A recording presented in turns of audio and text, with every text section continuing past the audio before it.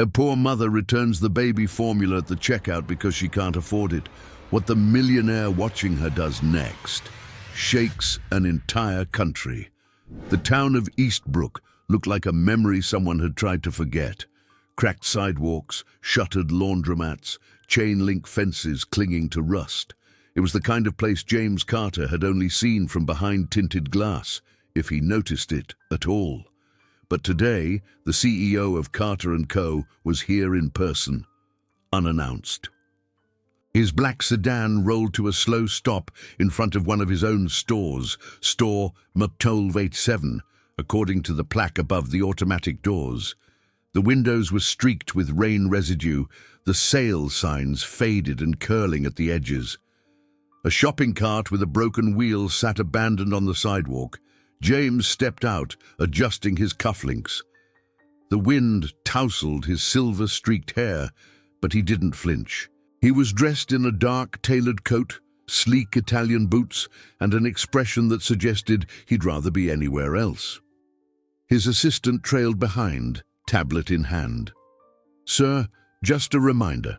Your lunch reservation at Langley's is in 90 minutes. Chef's preparing a private tasting. Cancel it." She blinked. "Excuse me?" "Later," James said flatly, already walking toward the entrance. Inside, the fluorescent lights buzzed with a tired hum. The air smelled of cardboard and overripe produce. The linoleum floor had long since given up pretending to be clean. Two store managers spotted him and rushed over like guilty teenagers. "Mr. Carter, sir, we didn't know you were. This is such an honor.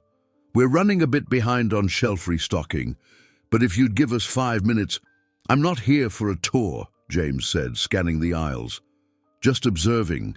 They trailed behind him like shadows as he moved slowly past rows of dented canned goods, generic cereal boxes, and off-brand cleaning supplies. A child was crying somewhere in the distance. The sound echoed, hollow and raw. He turned a corner and stopped. At the far end of the aisle, near the baby products, stood a young woman. Her coat was too thin for the weather, and her hair was pulled back in a rushed, uneven ponytail. In her hands, she held a tin of baby formula. She stared at it for a long moment. Then she reached into her purse and pulled out a handful of coins, quarters, dimes, pennies. She counted them twice, 3 times. Her fingers trembled.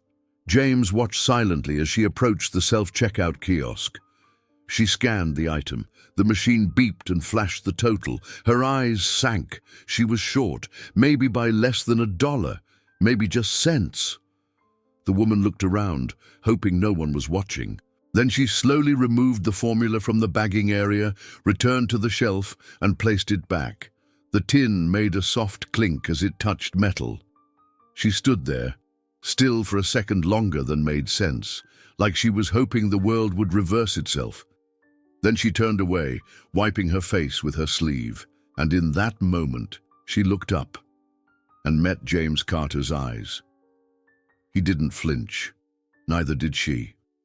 There was no outburst, no pleading, just a silent transaction of emotion. Her shame, his disbelief. She walked past him without a word, and for once in his life, James had nothing to say either. In his mind, he replayed the moment a dozen times as he wandered deeper into the store. The gleam of the tin, the finality of her hand, placing it back. The way her shoulders curled inward as if trying to protect herself from a world that refused to bend. He thought about the quarterly earnings report he'd reviewed that morning. Profits up, stock soaring, investor confidence higher than ever, and yet here, in one of his very own stores, a mother couldn't afford to feed her baby. It didn't make sense, not in any rational financial executive way, but it gripped him harder than any market loss ever had. He stopped walking and pulled out his phone. "Jonathan," he said to his driver, "cancel my lunch. I'm staying here a while." He ended the call before the man could respond. One of the managers hurried back toward him. "Mr. Carter, is everything okay? Do you need anything?" James looked around the store again, this time with different eyes. "Yes," he said. "I need data. Pull the last 6 months of baby formula sales for this location. Break it down by volume, return rate, and discounts." The man blinked. Sure, I'll get that right away." James looked back toward the aisle where Jessica had stood. The tin of formula was still there, untouched, right where she'd left it. He walked over to it and picked it up. It was heavier than he expected, or maybe it was just the guilt. The Carter and Cumber's headquarters towered over the city like it had something to prove. 55 floors of steel and glass, polished to reflect the skyline, but built to look down on everything below it. Inside, nothing was out of place. White marble floors, a silence so pristine it felt rehearsed. Receptionists in tailored blazers smiled without smiling. James Carter stepped out of the elevator on the executive floor. The door slid shut behind him with a soft whisper, like even the building was too polite to interrupt. He walked past the glass-walled boardroom, where executives huddled over spreadsheets, discussing market forecasts and Q4 projections. No one noticed him. Not at first. James had trained them well, but he wasn't here to maintain appearances today. In his office, the city stretched out beyond the floor-to-ceiling windows like a conquest. James dropped into his leather chair, staring at the skyline without really seeing it. On his desk, a manila folder waited, just another report. Sales numbers, product margins, victory by percentage. He opened it. Baby care products had outperformed expectations. Infant formula, in particular, had yielded a 23% profit margin increase over the past year. That was nearly double the national average. And suddenly, the numbers felt obscene. He saw Jessica's face, not just her struggle, but her silence. The way she held back tears, not because she was strong, but because crying in public was another kind of debt she couldn't afford. James leaned back in his chair, the report still in his hands. "How much does baby formula cost us from suppliers?" he asked aloud. His assistant, who'd just entered with a new stack of files, paused mid-step. "Sir, you heard me," he said without looking up. "Get me the procurement cost, real numbers. And while you're at it, pull our customer demographic data. I want to know how many of our shoppers are eligible for government assistance." She hesitated. "That might take some time. I'll wait." An hour later, James sat with 3 VPs in a conference room that felt more like a surgical theater. Clean, cold, sterile. "We make roughly $11 per can on our premium infant formulas," said the head of product strategy. "That includes logistics and markup. Our suppliers charge less than half that." James's eyes narrowed. "And our competitors? They're not far off. But we're more aggressive with pricing tiers. The perception is premium. Parents will spend more if they believe they're giving their child the best." He tapped his fingers against the table. "So we sell hope at a markup." The room went still. Another VP tried to lighten the mood. "Well, it's not just hope. It's convenience, quality control, trust in the brand. And how many of our customers are living below the poverty line?" James interrupted. A new silence settled, heavier this time. "No one has exact figures, but in regions like Eastbrook, probably over 60%, someone admitted. James stood slowly. "Start an internal audit. I want to see our pricing structures compared to household incomes across every region. Discreet, quiet. Use third-party analysts if you need to." "Sir, that's a major project. Then you better start now."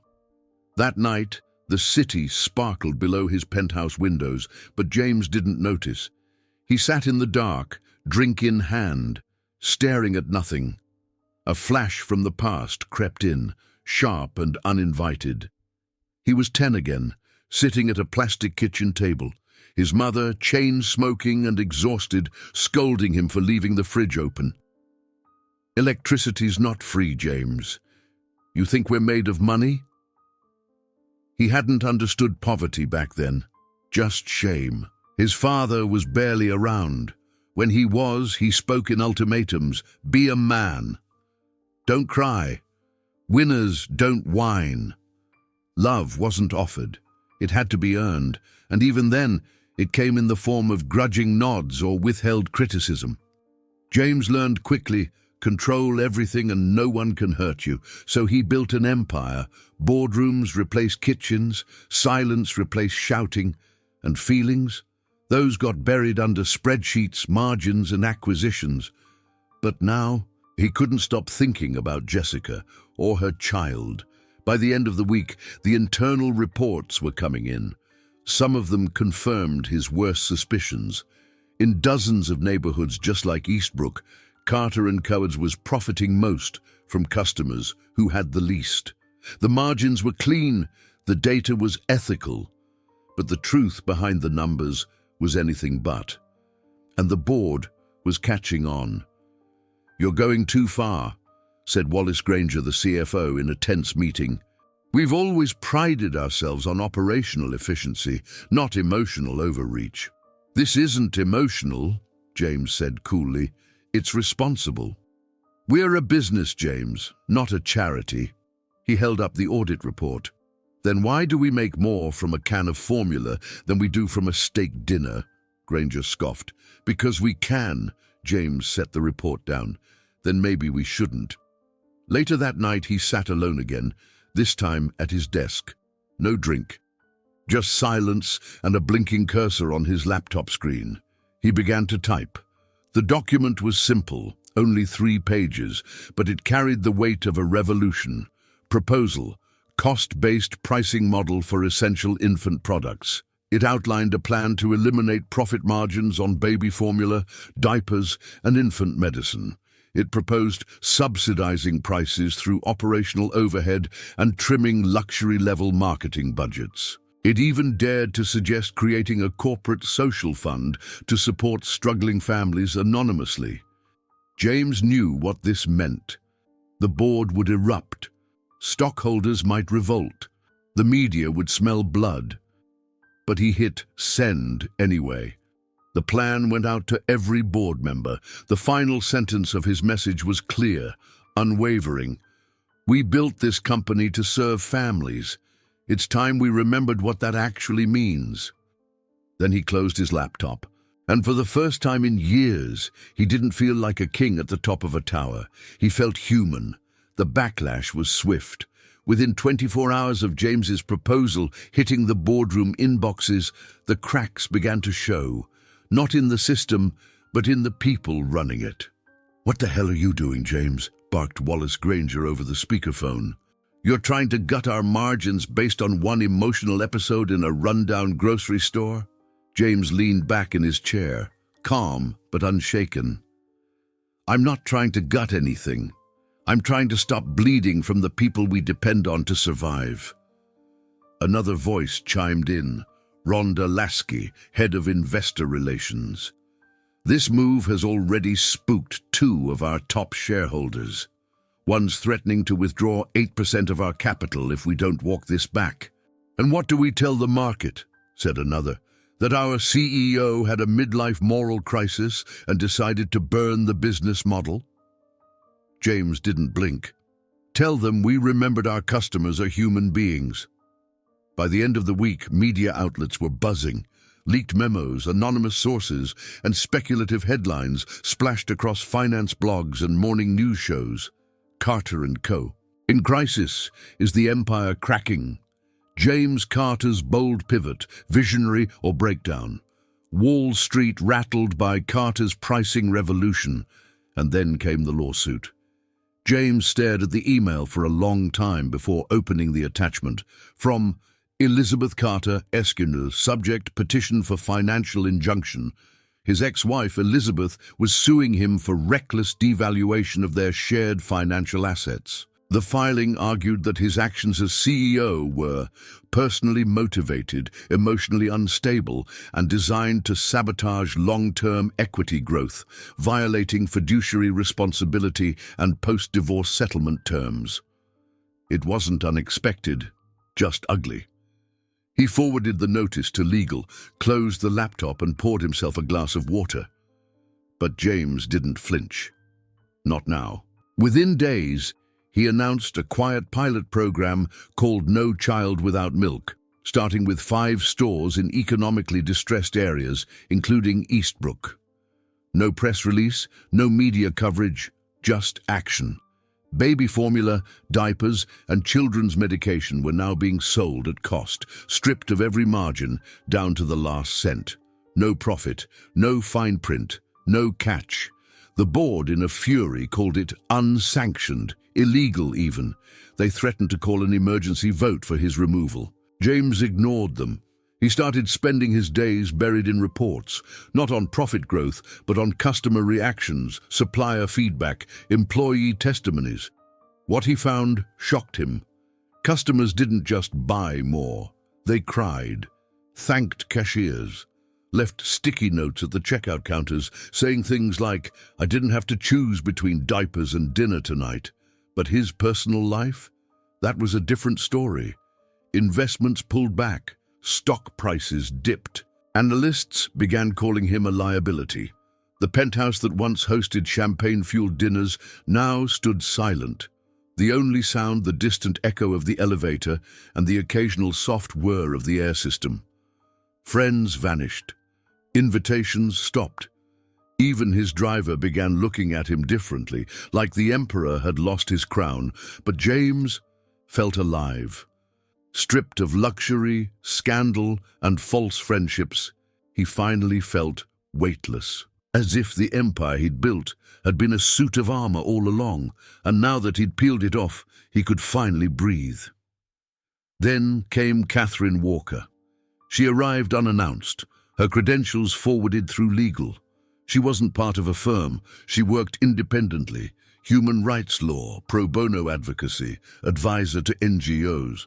James had brought her in for a legal review of the pilot initiative's compliance, but from the moment she stepped into his office, he knew she wasn't like anyone he'd dealt with before. She didn't sit. She paced. She asked questions no one else had the guts to ask. How exactly do you plan to maintain this model without violating shareholder trust laws? Have you consulted any communities directly, or are you building a charity based on a savior complex? Do you understand that just because your guilt is loud doesn't mean your strategy is right? James stared at her, stunned by the candor. "I'm not looking for a pat on the back," he said eventually. "I'm trying to fix something broken." Catherine gave a faint smile, not amused, not dismissive, just knowing. "Then start by understanding that broken systems don't get fixed by rich men with guilt. They get fixed when those men learn to shut up and listen." For the first time in weeks, James smiled. Not because it was pleasant, but because it was true. Over the next few days, she became a quiet storm in his world. She tore apart the fine print in supplier contracts. She built legal firewalls to protect store managers from retaliatory action. She constructed clauses that made the No Child Without Milk initiative bulletproof, at least for now, and she kept him grounded. Every time James veered into executive speak or philosophical tangents, Catherine pulled him back to earth. "You can't save everyone, James," she told him once. "I'm not trying to," he replied, "just the ones I've been ignoring." A week later, after reviewing customer impact data and Catherine's airtight legal protections, James made a decision. He called an emergency press conference, one the board hadn't authorized. Standing at a podium in front of a plain Carter & Coburn backdrop, he cleared his throat. "I founded this company to bring people what they need. Somewhere along the way, we forgot what that meant.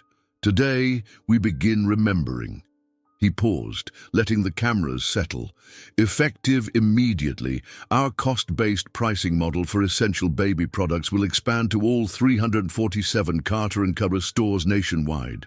Gasps echoed across the press gallery. Flashes popped. Reporters jumped up with questions. One even asked if he was stepping down. He didn't flinch. "I'm not going anywhere," he said, "but our business model is." Behind the scenes, the boardroom erupted. Phones rang non-stop. Investors scrambled to react, but James Carter had made his move. The emperor didn't fall. He simply walked out of the tower and started building something new. The boardroom was colder than usual, not from the temperature, but from the tension that settled over it like frost. 12 members sat around the long, polished table, faces tight with quiet fury. At the head, James Carter, CEO and now public lightning rod, sat with his fingers steepled in front of him. He'd been summoned, not invited. Wallace Granger opened with surgical precision. Effective immediately, this board is entering a review phase to determine whether your continued leadership is in the best interest of this company and its shareholders. James didn't respond. Not yet. We're not debating intention anymore, James, Rhonda Lasky added. This is about results. You've launched a nationwide pricing overhaul without full authorization. You've triggered investor unrest, shaken Wall Street confidence, and opened us up to possible class action litigation. She tapped a stack of printed headlines like they were a pile of damning evidence. Billionaire CEO goes rogue. Carter & Co. valuation dips amid social pricing U-turn. Ethics over earnings? Investors say no. James looked at the headlines, then up at the room. Have any of you read the letters? Silence. What letters? Someone muttered. He reached into his briefcase and dropped a thick folder on the table. Inside were hundreds of emails, messages, and handwritten notes from parents across the country. One read, "You don't know me, but I want to thank you. My son's insulin and formula cost more than our rent. Last week was the first time I didn't cry in a grocery store." Another, "You saved my baby's life." And another, "For the first time in a long time, I felt seen." James looked around the room. We built a company that made life harder for the people we said we were helping. I won't apologize for undoing that. Granger stood, shaking his head. Then you leave us no choice. We're calling for a vote. 48 hours. The shareholders will decide whether you stay. James didn't blink. Make it 72. I have calls to make. The war spilled into the public. As news of the board's challenge broke, a wave of unexpected support followed. It started with a single tweet from a mother in Chicago. "I, James Carter, saw us. Finally. Don't let the board silence him." By nightfall, it was trending worldwide. Carter stays. A viral video of a father in Houston explaining how the cost-based pricing let him buy both formula and asthma medication for his twins was viewed over 10 million times. A TikTok of cashiers clapping as a single mom left the store in tears was set to music and remixed 100 different ways. Local news ran stories. National news picked them up. Late-night hosts praised him. Grassroots activists began calling him the first ethical capitalist of the modern era. And yet, inside Carter & Co.'s, the walls trembled. James stopped going home. He turned his office into a war room, its walls now covered in impact maps, graphs showing food insecurity by zip code, internal financial simulations, and legal defense strategies. But the biggest change, James himself. He started walking the floors again, not just at Eastbrook, but in stores across the country. He sat with cashiers during breaks. He stocked shelves at midnight. He ate cheap sandwiches in back rooms with shift supervisors who never thought they'd meet him, much less share a meal. He spoke to families at food banks, many of whom hadn't even known who he was until the media storm. He asked questions. He took notes. He listened, and Catherine noticed. She met him one morning at a mobile outreach site in Brooklyn, where Carter & Co. was testing a new pop-up pantry model for low-income neighborhoods. He wore jeans. His hair was slightly out of place. He looked tired, but grounded. Catherine watched him hand out bags of groceries, kneel to talk to a shy 5-year-old girl, then help a volunteer set up a shade tent, all without cameras, without pretense. When he finally walked over to her, wiping his hands on a napkin, she gave him a long look. "You're not who you were when we met," she said. He smiled faintly. "That man had better suits." "No," she said, folding her arms. "That man hid behind his suits." James looked at her, quiet for a moment. "So, do I pass the Walker ethics test now?" Catherine didn't answer right away. "You're not done yet." "I know. But you're not faking it. That counts." Back at headquarters, the tension thickened. Emails flew. The board scrambled to lock down shareholder loyalty. Legal advisors whispered about preemptive suspensions. Anonymous leaks accused James of using philanthropy to mask mismanagement. But support kept growing. Local news stations interviewed store employees. Grandmothers gave testimonials about what the price changes meant for their families. A GoFundMe campaign launched by a group of single moms raised enough money to buy a full-page ad in a national paper. It read, "Dear shareholders, don't fire the only CEO who ever gave a damn." Still, the math wasn't simple. The board had powerful allies. Institutional investors were jittery. Some accused James of risking long-term growth for short-term glory. Others doubted the sustainability of his model. It all came down to the vote. 72 hours. James stood in front of the boardroom window that night. The city spread beneath him like a chessboard. Catherine entered without knocking. She had a folder in her hands.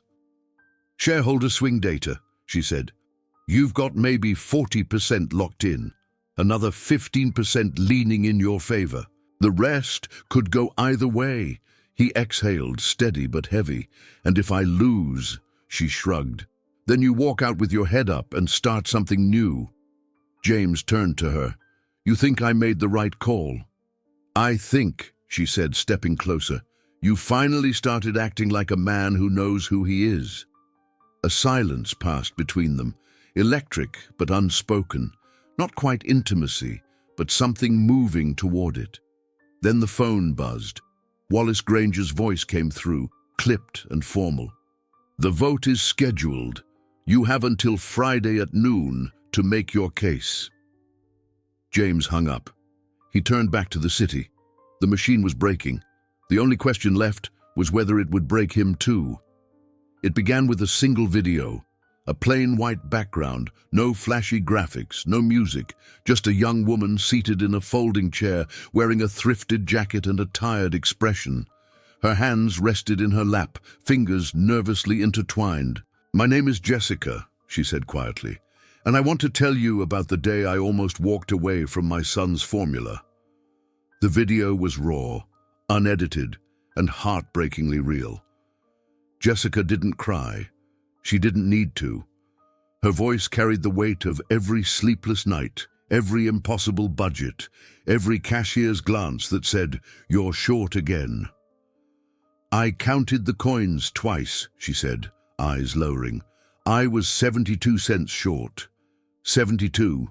I put the can back. I walked out. And I tried not to cry because my baby needed me to be strong." She looked straight at the camera, and then someone saw me, really saw me. The screen faded to black. Then the Carter & Coleman logo appeared, simple and small, with the tagline, "No child without milk, a promise, not a product."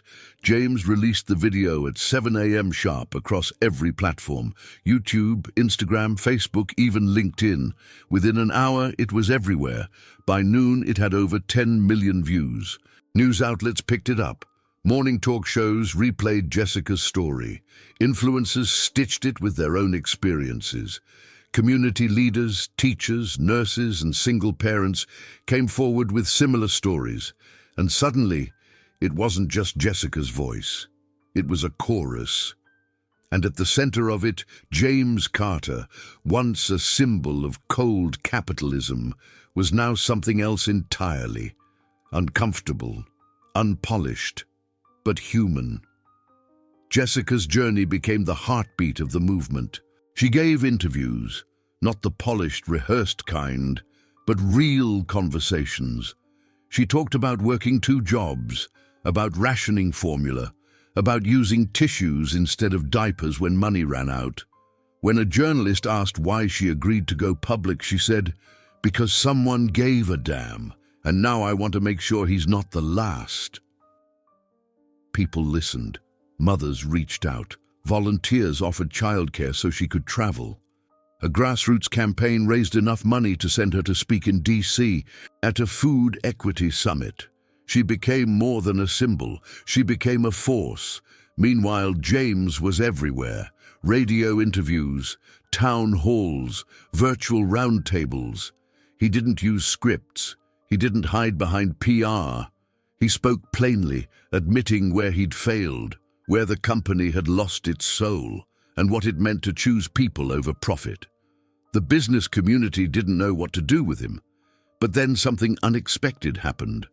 Support started pouring in from the most unlikely places.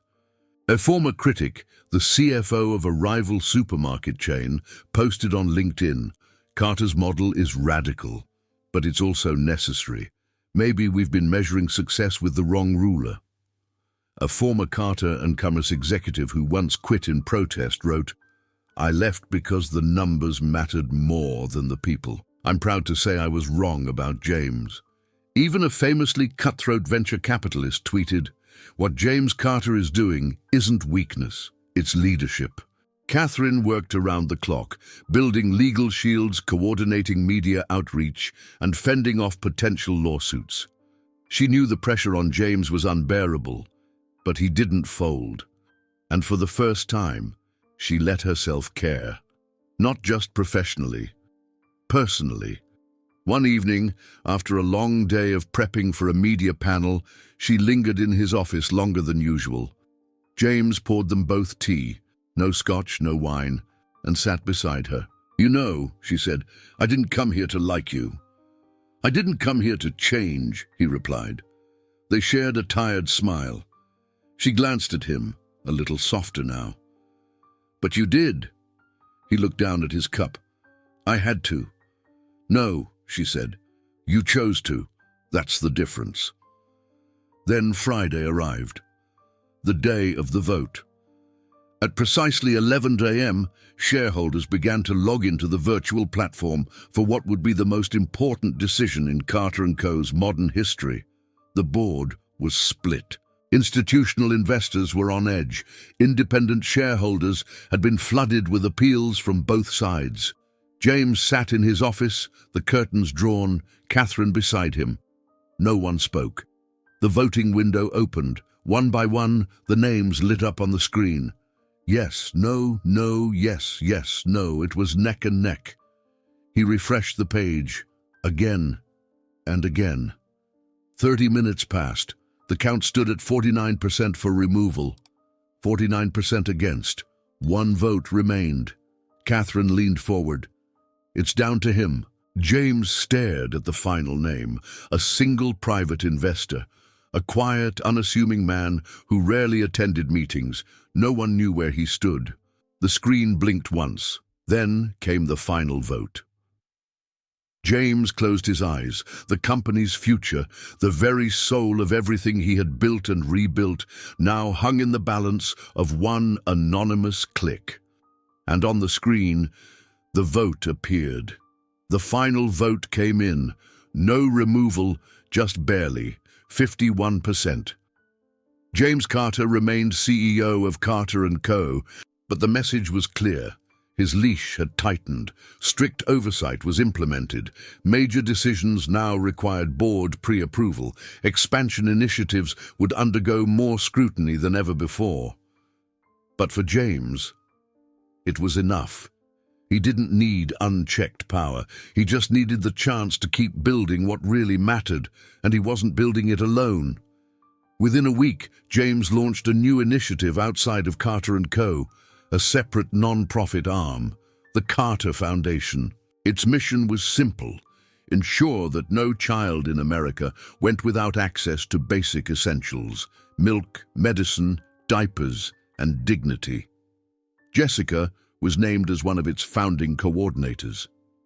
At her appointment ceremony, held not in a press conference, but in the Eastbrook store where it all began, James handed her a framed letter of welcome. Her hands shook slightly as she held it. "I don't have a business degree," she said quietly to the small crowd of employees and volunteers.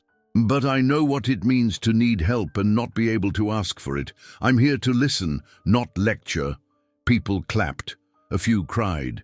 Jessica had come full circle, from the woman who walked away from a tin of formula to the voice ensuring no one else would have to. That same day, Catherine sat beside James in the back row of folding chairs. She was quiet as always, observing, not intruding. After the event, they walked through the store alone. "You should be proud," she said. "I'm trying to be," he replied, "but it still feels like I could lose it all tomorrow." She looked at him, thoughtful. "Maybe that's the point. Maybe the only things worth building are the ones you're willing to lose everything for." They stopped near the baby aisle. James reached up and gently straightened one of the formula tins. "I used to see these as units, margins, SKUs. Now, I see faces." Catherine smiled faintly. "That's growth." They stood in silence for a moment, the store dim and peaceful. Then James turned to her. "You've seen me at my worst, and I'm still here," she replied. He paused. "Are you?" Catherine didn't look away.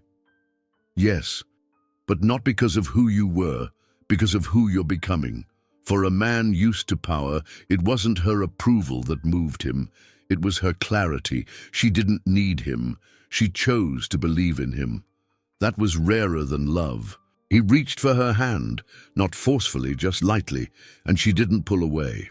Not yet a romance, but something deeper, something real. The Carter Foundation grew quickly. Within 3 months, it partnered with local governments in 3 states to pilot zero-profit essential goods programs, starting with mobile units in underserved rural areas. The results were staggering. Food insecurity dropped, school attendance rose, local clinics reported lower infant malnutrition rates. Communities rallied, volunteers signed up faster than they could be trained, and James, he was everywhere. But this time, not as the brand. He was the student.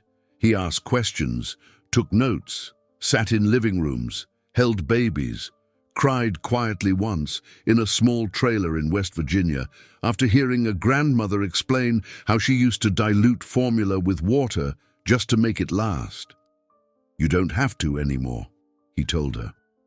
"Because of you?" she asked. He smiled. "Because of us." But there was one place he hadn't visited, his father's house. It sat just outside Albany on a quiet, well-kept street. A modest 2-story home with trimmed hedges and a front porch that hadn't changed in 30 years. James stood at the door, unsure of what to say.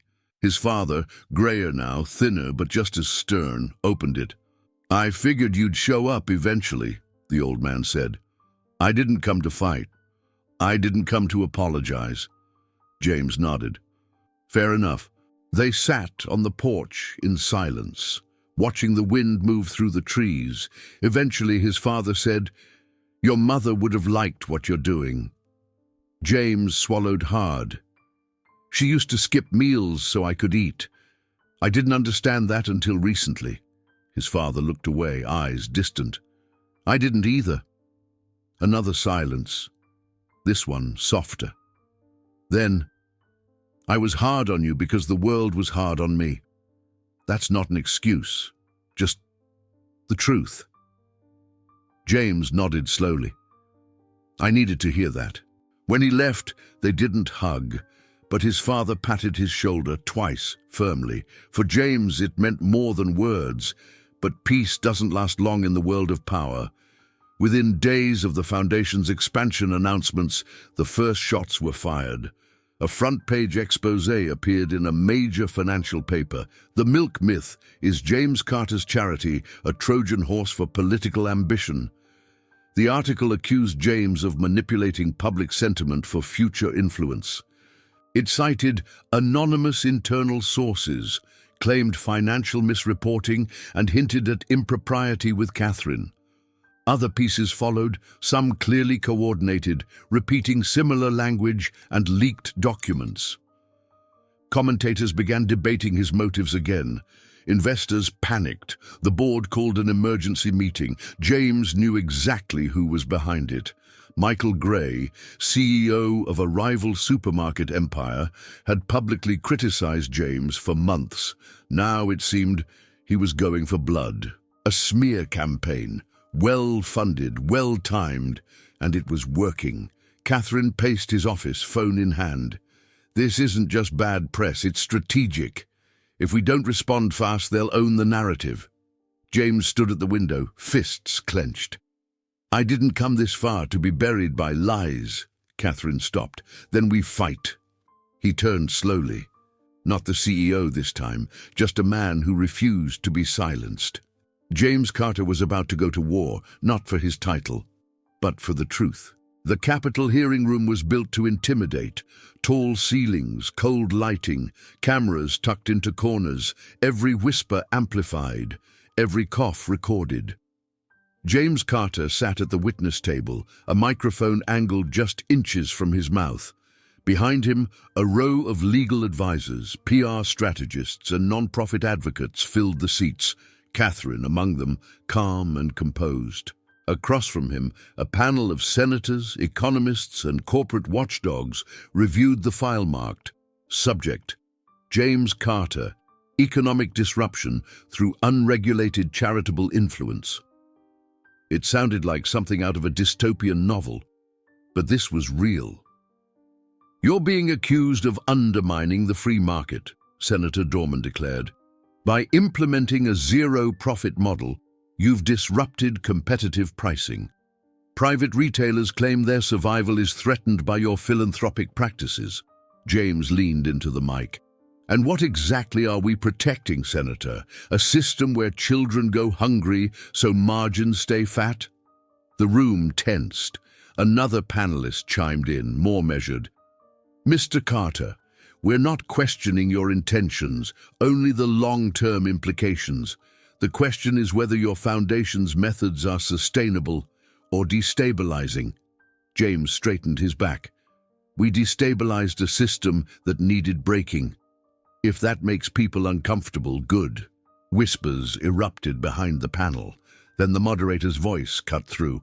We have one more speaker scheduled before final statements, a testimony submitted on behalf of the Carter Foundation. The name appeared on the hearing screen. Jessica Monroe.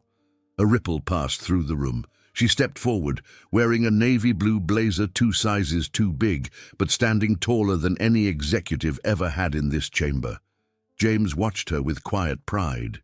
She didn't glance his way. She didn't need to. Jessica spoke into the mic, calm and clear. I'm not a politician. I'm not an economist. I'm a mother. And I've been poor longer than most of you have been powerful. Several gasps. One senator leaned back, visibly uncomfortable. She continued. I came here today not to defend Mr. Carter, but to explain what he changed. Not in theory, in my life. She recounted her story, the 72 cents, the tin of formula, the walk of shame. I've lived that moment. So have thousands of others. But now I run a program that makes sure no mother walks away empty-handed, because someone decided that dignity should be free. Silence. Total. No one blinked. No one shuffled papers. Jessica finished. You say he broke the rules. Maybe he did. But if the rules demand silence while babies go hungry, then maybe it's the rules that are broken. And with that, she stepped away. The hearing was adjourned 2 hours later. No sanctions were filed. No lawsuits moved forward. Instead, the Carter Foundation was formally recognized as a legally protected non-profit with exemptions for zero-profit goods distribution in targeted aid zones, a landmark ruling. James and Catherine walked out of the building into a sea of cameras, flashing lights, and supporters holding signs that read, "The Milk Rebellion is just beginning. Ethics over earnings. No child without milk." But James didn't stop for the cameras. He took Catherine's hand, gave a brief wave, and ducked into the car, waiting at the curb. They didn't speak for a while. The adrenaline still hummed beneath their skin. Then Catherine looked over and smiled, the kind that said everything without needing to say anything. "We won," she said. James exhaled. "No, they did." Weeks later, the Eastbrook Community Center buzzed with life. Sunlight poured through wide windows. Children chased each other between shelves. Laughter bounced off the walls like music. The old Carter and Cumbers store had been repurposed, part food pantry, part education hub, part clinic. No corporate logos, no fluorescent hum, just warmth. Jessica stood behind a folding table, sorting baby care kits with 2 teenage volunteers. Her badge read Program Director. James stepped inside unnoticed. He moved slowly through the space, eyes scanning shelves lined with baby formula, fresh produce, over-the-counter meds, all with handwritten signs reading Cost 0.00, Dignity Priceless. At the end of the aisle, he stopped. A single can of formula sat on the shelf. No security tag, no inflated price. He picked it up, cradling it like something fragile, something sacred. A small voice behind him broke the moment.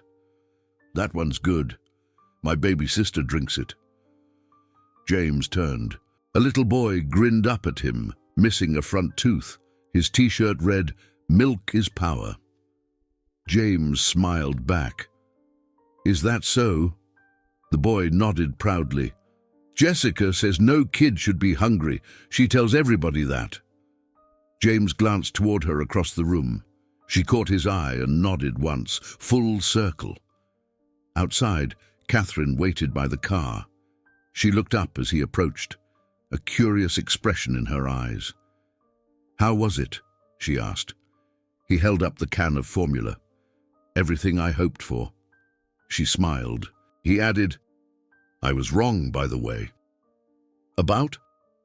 "You said the only things worth building are the ones you're willing to lose everything for." She raised an eyebrow. "I think the real things," he said, "are the ones you're willing to share." She reached out and took his hand. "Then let's keep building." And with that, James Carter, once a titan of industry, now something entirely different, walked into the world he helped change. No thrones, no towers, no titles, just a promise. And this time, he intended to keep it. Sometimes the smallest moments change the biggest lives. If this story moved you, leave a like and subscribe for more.